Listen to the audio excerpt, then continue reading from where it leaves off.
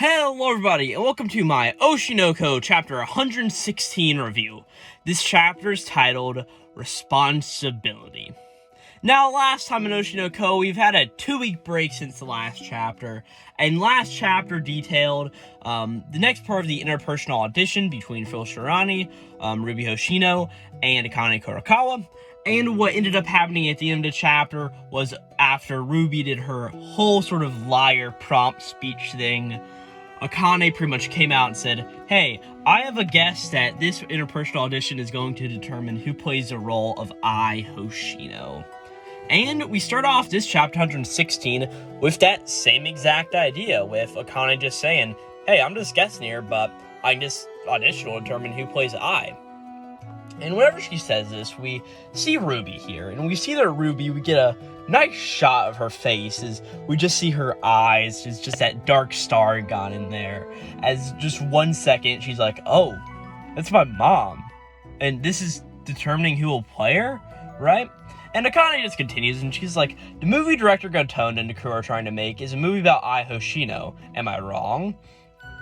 And Phil's like, well, why do you think so? And Akane says, because that's what Aqua-kun would think. As we see that Akane's here, and we get a shot of her face now, and she's got the light starring gone pretty much, and we see that Akane's still sort of infatuated with Aqua in a way. It's just, I mean, we saw this like 2 chapters ago whenever Akane was first brought in again, and the thing between sort of her and Ruby, and we actually sort of get a continuation of that sort of joke that happened there. But we see Akane say this, and she's just like, the present him can't even tell good from bad. He's going to try to fulfill his goal, even if everyone around him comes to hate him. And we've got to realize, at this point in the story, not everybody knows Aqua's plan. Really, just Akane knows what Aqua is really trying to do. I mean, I'm sure director Gotondo knows, and I'm sure the Ruby sort of figured it out by association. I mean, she's definitely figured it out by the end of this chapter. But what we see here is that it was at around like chapter 50-ish mark where Aqua's like, well, I'm trying to kill someone. And Akane is like, well, let me help you do that, right? With all of that. So we see Ruby here, and she's just sitting here, and she starts to speak up. She's like, so is Aqua going to use Mama to make money now? And Frill's just like, no, I don't think so. Because when I read this script for the first time, I was startled. I've never read a script this malicious before. As we see whenever she first got the script and she was at her house reading through it, we see that she sort of gets really shocked and like, holy crap, this script is dark as can be. As she says, like, I'm not stupid. Even I can tell that Aqua is trying to kill his own father with this work. And she's like, director Gotondo and Aqua are trying to make this movie to get their revenge. As we see Ruby here, and she's just sitting here like, oh, what are you talking about? They're trying to kill somebody? And she's just like, Aqua is doing this for revenge? Because we have to remember, around, again, it was like that chapter 80 mark, it was whenever Ruby went back to wherever her and Aqua were born there in the town that Goro worked in, and whenever she found Goro's dead body, and she was like, oh, I'm trying to kill my father now, or whoever did this to Guru, and whoever killed I, right? And at that point, Aqua wasn't quite dark again, right? He was actually he wasn't dark. I mean, for that little section, Ruby was the main character for the sake of the series, and Aqua just wasn't crazy yet. So pretty much he's like, Aqua's doing this for revenge. Frill's just like, as Akane said, this work depicts half of Ai Hoshino's life. At the same time, the movie condemns the person who killed Ai, which is interesting because this work depicts half of Ai's life, which I guess that's just from like whenever she got scouted as an idol and a little bit before then, because that's really all I can really think that there is to know is that a little bit of the time before she was an idol, I mean, we obviously know her parents died and she was raised in an orphanage, and then everything whenever she got introduced into Strawberry Productions and whenever she went to the troupe, and whenever she ended up meeting, what's his name, Hikaru? Is that the bad guy's name? I forget. I think that's right. But pretty much, Frill's just like, but that will depend on how the role of I is performed, if the father gets condemned or not, right? And she's pretty much like, everything relies on whether or not I forgives the man who killed her. And she's like, that's why we're talking about which one of us can put ice hands or eyes intentions into acting here.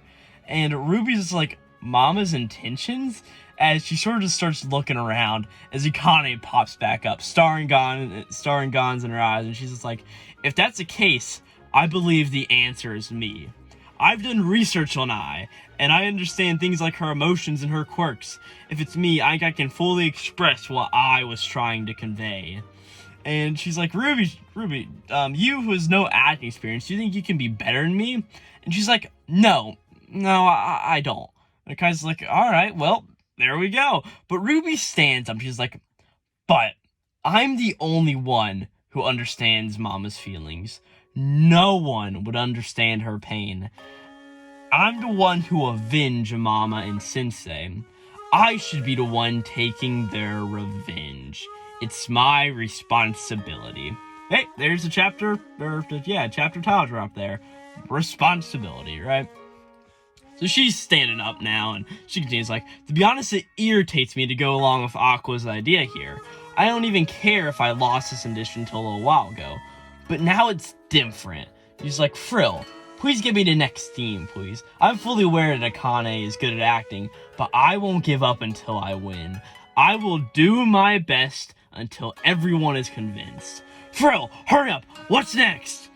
As she sort of just starts doing this, and she gets really shaken up, and we cut back to Akane here.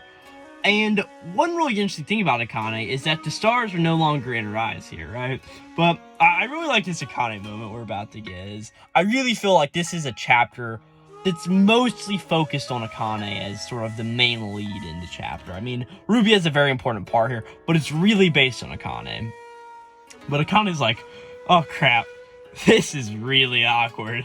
At the very least, there was times when I called Ruby like a sister. But now I went as far as saying that I understand her mother better in front of a girl who lost her mother. I even saw her doctor's corpse with her own eyes.